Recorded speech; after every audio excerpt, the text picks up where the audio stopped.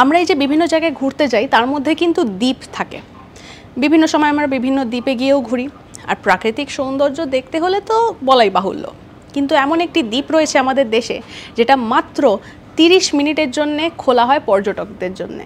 শুনে নিশ্চয়ই অবাক হচ্ছেন যে এমন আবার কোন দ্বীপ যেখানে মাত্র 30 মিনিটই আপনি ঘুরতে পারবেন, মানে একদম যাকে বলে টাইমার লাগিয়ে হাতে ধরে 30 মিনিট। এটি কোথায় অবস্থিত?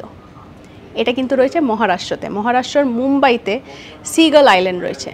দেববাগ সাইটে অবস্থিত এই সিগাল আইল্যান্ডটি কিন্তু মাত্র 30 মিনিটের জন্য সারা দিনে খোলা হয়, আর সেই সময়ই শুধু পর্যটকেরা গিয়ে সেখানে সময় কাটাতে পারেন।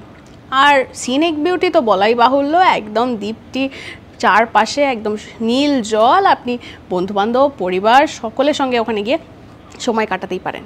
আপনারা যারা ওখানে গিয়েছেন আমাদের কিন্তু কমেন্ট সেকশনে লিখে জানাতে ভুলবেন না আপনাদের এক্সপিরিয়েন্স কেমন। হোয়াটসঅ্যাপে তো আমরা রয়েছি, তাই ফলো করবেন, লাইক শেয়ার সাবস্ক্রাইব করবেন এবং সঙ্গে রাখুন আজ তাক বাংলাকে।